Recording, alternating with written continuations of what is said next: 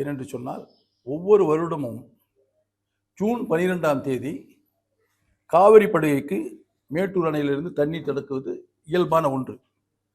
அது மழை குறைவாக இருக்கின்ற பட்சத்தில் போதிய நீர் ஆதாரம் மேட்டூர் அணையில் இல்லை என்று சொன்னால் அந்த அரசு உடனடியாக கர்நாடக அரசை அணுகியிருக்க வேண்டும்.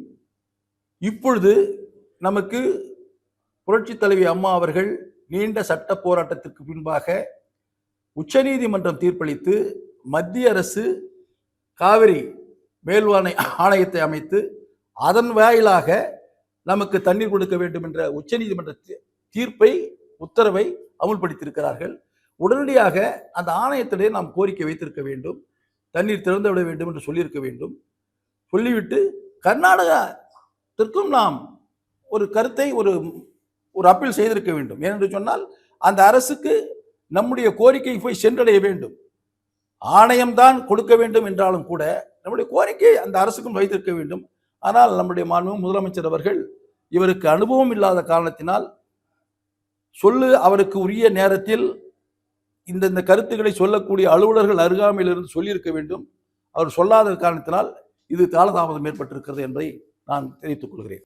அரசுக்கு உரிய இந்த மாவட்டத்தினுடைய தட்பவெளியின் அடிப்படையில் எப்பொழுது மாங்காய் உருவாகிறது, எந்த மாதங்களில் அறுவடைக்கு வருகிறது என்பது இந்த மாவட்ட நிர்வாகத்திற்கு தெரியும், இந்த வேளாண் துறை அதிகாரிகளுக்கு தெரியும். அவர்கள் முறையாக இந்த மாதங்களில் மாங்காய் அறுவடை இந்த மாவட்டத்தில் வந்துவிட்டது, அப்படி வந்த மாங்காயினுடைய என்னென்ன பெயர்கள் வருகிறது என்றும் சொல்ல வேண்டும். அவர்கள் அநேகமாக அரசு தோத்தாபுரி, அதாவது பெங்களூரை மட்டும்தான் சொல்லுகிறார்கள். இங்கே நிறைய வெரைட்டிகள் இருக்கிறது.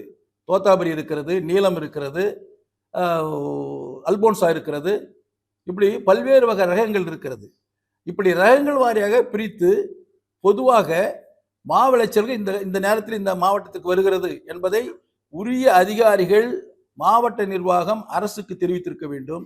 அப்படி தெரிவித்திருந்தாலும் கூட அதை அவர்கள் ஒதுக்கி வைத்துவிட்டு இப்படி கூறினால் அரசை நாம் கண்டிக்க வேண்டிய ஒரு நிலையில் இருக்கிறோம் என்பதை தெரிவித்துக் கொள்கிறேன். ஆனால் வரும் எதிர்காலங்களில் மாவட்டத்தில் எப்பொழுது மாங்காய் அறுவடைக்கு வருகிறது, எந்த மாதத்தில் வருகிறது, எந்த மாதத்தில் முடிவடைகிறது, இந்த இலைப்பட்ட 3 மாதத்திற்குள் எத்தனை ஏக்கர் நிலம், எத்தனை ஏக்கர் நிலத்தில் மா பயிர் இருக்கிறது, தோராயமாக எவ்வளவு விளைச்சல், எத்தனை டன் விளைச்சல் வருகிறது என்பதை அவர்கள் கணக்கிட்டு வைத்துக் கொள்ள வேண்டும். வைத்துக் கொண்ட பின்பு விவசாயிகளுக்கு அணுகி அவர்களுடைய கோரிக்கையை வைத்து சரி செய்து முறையாக இப்படி விவசாய சங்கமும் நாங்களும் கேட்கின்ற 5 ரூபாய் கொடுக்க வேண்டும். 4 ரூபாய் அரசு சொல்லியிருக்கிறது, அந்த 4 ரூபாய் அவர்கள் கொடுக்கட்டும், கூடுதலாக 1 ரூபாய் கொடுக்க வேண்டும் என்று நான் கேட்டுக்கொள்கிறோம். என்று சொன்னால் இப்பொழுது ஒரு ஏக்கருக்கு அந்த மா விளைச்சல் பண்ணுவதற்கு மருந்தடிப்பதற்கும் மருந்து தெளிப்பதற்கும் மேலும் அந்த மாவை காப்பாற்றுவதற்காக தண்ணீர் மழையில் என்று சொன்னால் தண்ணீர் விடுவதற்கும் மாவை பாதுகாப்பதற்கு அங்கு ஆட்களை போடுவதற்கும் கூடுதலான செலவாகி கொண்டிருக்கிறது.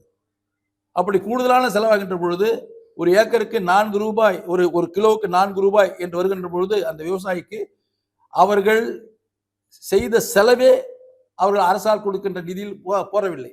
அதனால்தான்